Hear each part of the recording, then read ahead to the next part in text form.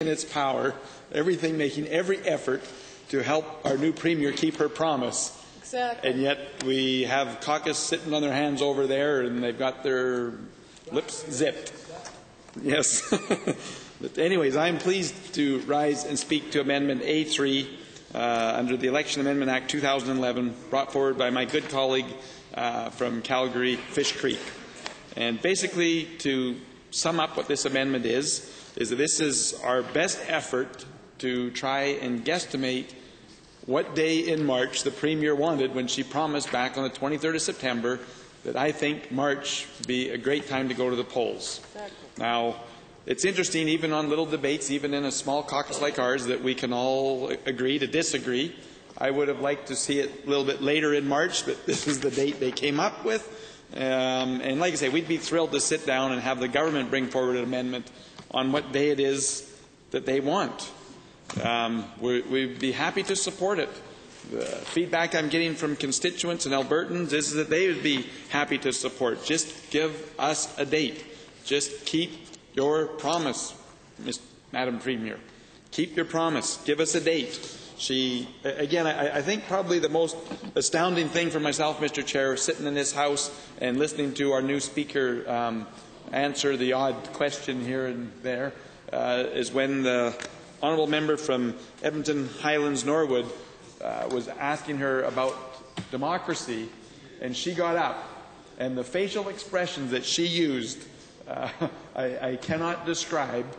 But the glare and the look at him and the finger pointing is that you don't want to get in a debate about democracy with me. Right. Well, I can assure you, Mr. Chairman, there is nobody on this side of the House that is intimidated with the eyes, the finger, or the words of our new Premier. In fact, we were very disappointed in it, and I would be thrilled to have a debate with her at any time on democracy, and I'd love for her to participate in this debate about picking a date for the people of Alberta to engage in a democratic process.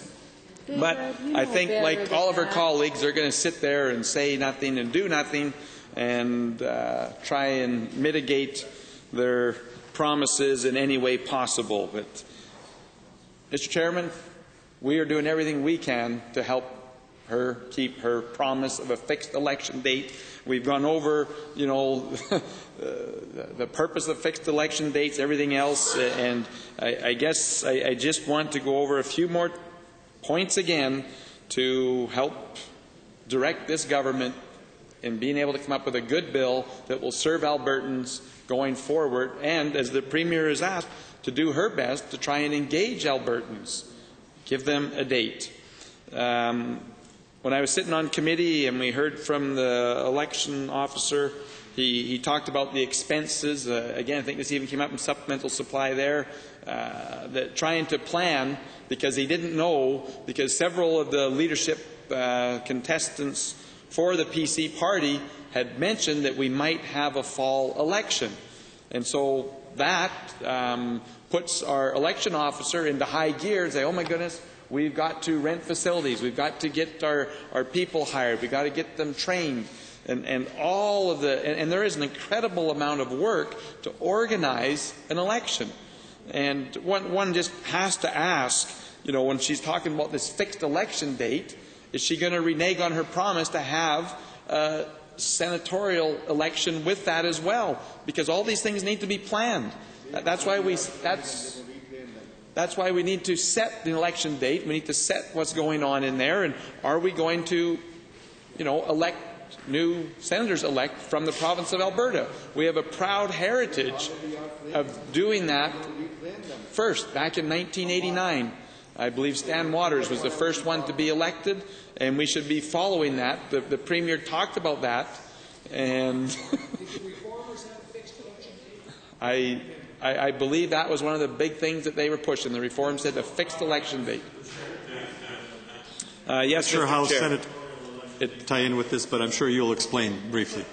Well, because that's all part of people, whether they're going to engage and be part. I mean, we don't even know the fixed election dates, and we don't know whether or not she's going to keep that promise. She mentioned that, and said that, then these are both, I guess, what I want to call is a democratic process of, are we going to have a fixed election date, and if so, when, and what's all going to be involved on that date? Because there are people that are interested in participating in that, taking her on her word. And I hope that that kind of correlates. We think that that's all part of the democratic process on a fixed election that should be coming up sometime soon. And I must say, we do appreciate having a season. That's good to know that, here's the season. That is a step in the right direction. But why not take the last two and make it simple? Even for our election officers, so that they know that they can plan their holidays, they can do things. I mean, this adds so much chaos to the whole system that it just doesn't work. I mean, if they want to pick where the election is going to be, I mean, they can have places scoped out, and those places might be good until March, but then all of a sudden those places, new renters come in. I have to chuckle that there's even any heckling on this from that side, but the Honourable Minister from Agriculture seems to think that this is not important and questions the idea. And again, when you have deep pockets and all those things, it doesn't matter, that we'll just pick and pay whatever we need to, but I don't think that's prudent with the taxpayers' money. To gear up for a fall election, and then it all falls down, and then he comes and says, I need money again for next year. Like I say, the training, the hiring, these people are paid and trying to be held for that election. And I just think out of the common courtesy of those people to say, this is when we're going to have it so they can plan their life a little bit better rather than be on call, because they're not paid a lot. It's not like we're paying them full-time wages, but we go through the training and all of those things. There's just so many points from the government side why this is just about good governing to have a fixed election date. We do it with municipal elections, we do it with the school boards, all of those. I mean, if the Premier really didn't mean what she said, why doesn't she bring forward legislation that gets rid of fixed election dates for municipalities? Why doesn't she bring, other legislation forward and say that, oh, this is democratic, and I'd love, or that, no, actually she wouldn't want to discuss democracy with us because she wouldn't want to belittle us or, shame us in our misunderstanding of what democracy is, according to her expertise, I guess. I just don't understand, Mr. Chairman, why she won't step forward and give us a set election date. It just seems to be a pattern on what she said. And again, it's always interesting, too, when an election is called. And again, I mean, in her quote, she talks about this, about the importance of a fixed election date and how people start to engage more. It is when they know that election dates coming up, it mobilizes. Here's the thing: fixed election dates give Albertans the opportunity to focus on issues that matter and mobilize for an election. And then I love the next part of that: without the behind-the-scenes deal-making and manipulation that sometimes characterizes the timing of an election. I mean, why would she say that and then not bring forward a fixed election date? I just would love for them to get up and explain why they think that a season is an election date. I don't know of anywhere else in the world that has an election season. That, it's going to be sometime in the spring or it's going to be sometimes in the fall. I'm not aware of that. And what's their answer to that, Mr. Chairman? This is a made in Alberta solution because our weather is not predictable, or the religious holidays might interfere, or the farmers might be busy. Unbelievable. Everybody that talks to me, this is the one election promise that they don't understand. They understand her broken promise on having a full judicial inquiry into the health care, because most Albertans think that there'd be a lot of bad information that would come in a full judicial inquiry. They understand that. They don't understand why she didn't talk and promise like she did to give the $107 million back to the education, which Albertans got excited about and felt that was a need. But nobody that's talked to me was aware of new legislation coming forward on driving under the influence. But yet that's all of a sudden a democratic process that she says that, oh, we've been consulting for 2 or 3 years and this needs to be passed before December. Again, the Albertans that have been contacting myself and my office are very disappointed with the speed and the force that this government wants to pass that bill. It's just truly disappointing that we have to be debating this and not have the government come forward and say, oh, you know, you're right. I don't know why we even thought about having an election season. Here's the date. We will continue to ask the government, you know, bring forward an amendment. We'd be happy to vote on it.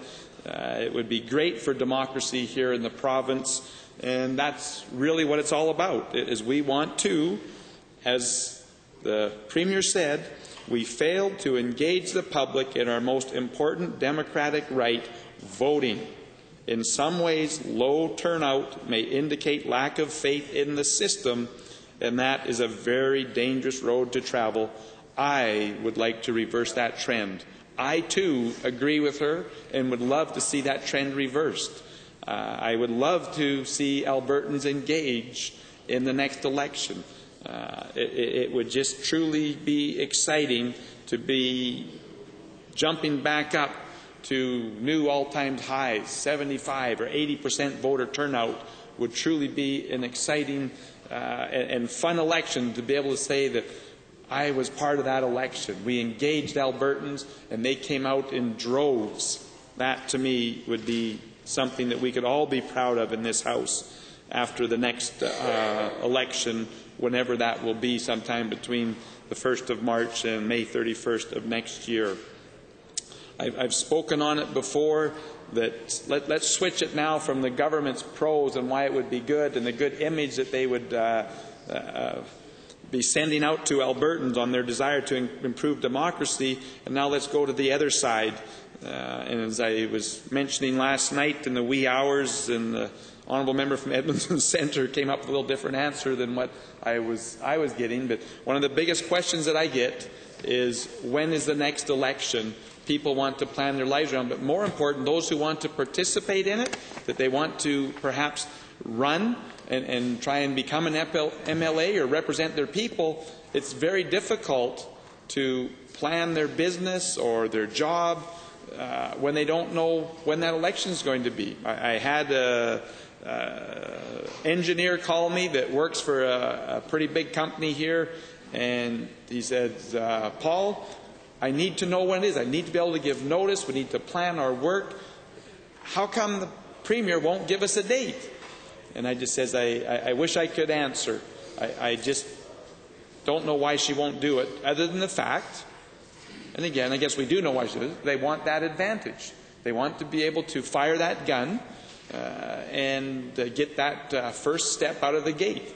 They want to be able to rent their office space in prime location. They want to be able to tie up billboards in prime locations. They want to be able to have their signs ready to go and out, be the first one out the gate. There's all kinds of advantages by not letting your competition know when we're going to actually call the election. Just another quote from our Premier on that. She said, fixed election dates are important because they understand the issues are coming. They don't believe any political party should have, even if it is a theoretical upper hand, in managing the political agenda and then picking the date accordingly. I've spoken before about the last election in 2008, where this Premier got elected, and she said she was disappointed of all the manipulations behind the scenes that went on back then. The $1 billion spent in January of 2008 before the election was called in February. The contracts, the huge contracts that were signed with the teachers, and the multi-billion-dollar deals that were signed by the end of January so that they could time their election just a short few days after that. I think it was February 2nd or 3rd, they announced it's time to go to election, just 3 days after they sealed the deal with the teachers. And again, it's still very disappointing that we have a sustainability fund, but yet we won't fund their pension plan. But we've taken over the responsibility saying, well, don't worry, we'll pay for it. But that unfunded liability could run away from us at a speed that we can't catch up. We see in Europe where they have these unfunded liabilities. Well, there's many places in the States where municipalities and cities are declaring bankruptcy because of these unfunded liabilities. It's fundamentally and ethically wrong, I believe, that we don't put the money into those funds and say, here it is, we owe it to you, manage your funds, go forward. And these are all things that if we would fix an election date so that this manipulation can't go on, or they know that, oh, they're doing this, that would be a good way to improve the democratic process here in the province of Alberta. That would be a way to renew a small bit of faith in the government that they are actually trying to serve the best interest of Albertans by giving them a fixed election date. You know, make sure you're back from your holidays, or plan on this. Get your work set up so that you can be engaged and you can go help do door knocking, or you can, get on the phone banks and do those things. That's what we really want to do. We want to engage Albertans. Democracy is at its best when the highest percentage of people are coming out and voting, that they're understanding the debates. They look at the options. They have that choice. Do we want to be fiscally irresponsible? Do we want the government to go in debt? Do we want them to balance the budget? Do we want them to build more infrastructure? All of those things can and should be asked during an election. It always amazes me how often these things are not ever spoken of. And again, Bill 26 is a classic example.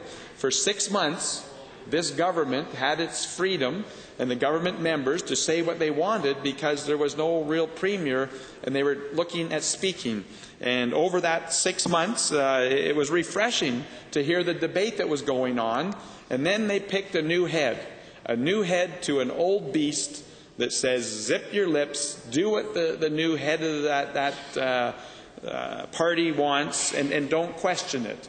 I find it astounding that, the Premier said there was a robust discussion about driving under the influence, but yet there's no robust discussion coming from the government, when I know I've had members over there tell me that they are not in favor of this. And actually, to the credit of the member from Little Bow, he did get up and say it was a real concern to the constituents in his area, but yet I don't think that he'll be voting against it. But it will be interesting to see. He did at least speak on behalf of his constituents, and I applaud him for that. That is so important, that we have elected representatives that actually will come in this House, speak while the Hansard is being put down, and know that they actually were representing them. It's another thing that people come and talk to me, they're very disappointed, and say, Paul, why don't we know what they're actually saying? It's such a great cover for government members to say, oh, we had a great debate, I fought for that, in caucus, but I lost, and now, thank you, and now there's nothing I can do, I need to vote on the government side. This isn't about a government falling because a bill doesn't pass. This is about trying to pass good bills. And once again, we will reach out to the government members and say, bring the amendment forward on the date that you want. We're all for it. We're here to support you. We're here to help the Premier keep her promise of a fixed election date. We want it. Albertans want it. The Premier said she wanted it. Do the right thing. Tell Albertans, here is the date. And you know what? If the problem is that she doesn't want to do it in the spring now, we're fine with that. Just give Albertans a date. Whether it wants to be postponed out to the fall, whether they want March 2013, just tell Albertans, here's what we want. Albertans want that date. They want to know this is when the next election is. It'll be to everyone's benefit, and so I would ask that you consider that.